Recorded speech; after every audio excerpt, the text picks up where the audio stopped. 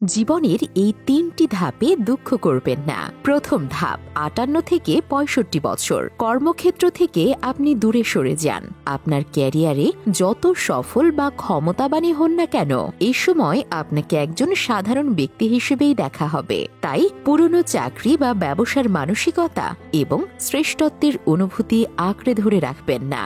দ্বিতীয় ধাপ ৬৫ থেকে ৭২ বছর। এ সময় সমাজ ধীরে ধীরে আপনাকে দূরে সরিয়ে দেয়। বন্ধু বান্ধব এবং সহকর্মীদের সংখ্যা কমতে শুরু করবে।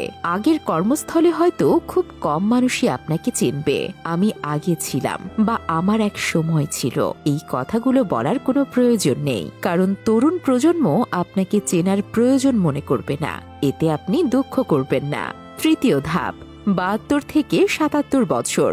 এই পর্যায়ে পরিবারও আপনাকে ধীরে ধীরে দূরে সরিয়ে দেয়। আপনার সন্তান সন্ততি বা নাতি নাতনি যতই থাকুক, বেশিরভাগ সময় আপনি হয়তো সঙ্গীর সাথে বা একাই থাকবেন।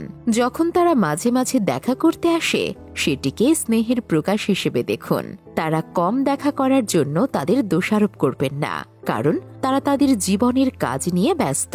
এবং ৭৭-এর পর থেকে পৃথিবী আপনাকে ধ্বংস করতে চায়। এ সময়ে মন খারাপ বা দুঃখ করবেন না, কারণ এটি জীবনের শেষ ধাপ এবং সবাই একদিন এই পথেই যাবে।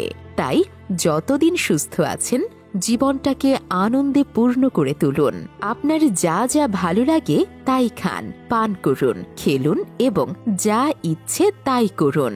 সুখে থাকুন, আনন্দে জীবন কাটান। প্রিয় প্রবীণ নাগরিক বন্ধু ও বোনেরা, আজকের এই ভিডিওর কথাগুলো লেখক অত্যন্ত সুন্দরভাবে লিখেছেন। লেখকের জন্য অনেক ধন্যবাদ এবং অভিনন্দন। ৫৮-র পর বন্ধুদের একটা গ্রুপ তৈরি করুন এবং মাঝে মাঝে নির্দিষ্ট স্থানে নির্দিষ্ট সময়ে মিলিত হন। টেলিফোনের মাধ্যমে সংযোগ বজায় রাখুন। পুরনো জীবনের স্মৃতি শেয়ার করুন এবং একে অপরের সাথে আনন্দ ভাগ করুন। যদি সম্ভব হয়, আপনার সমবয়সী প্রত্যেকেই যেন এই মেসেজগুলো পায়, তার জন্য ভিডিওটি শেয়ার করুন। ধন্যবাদ।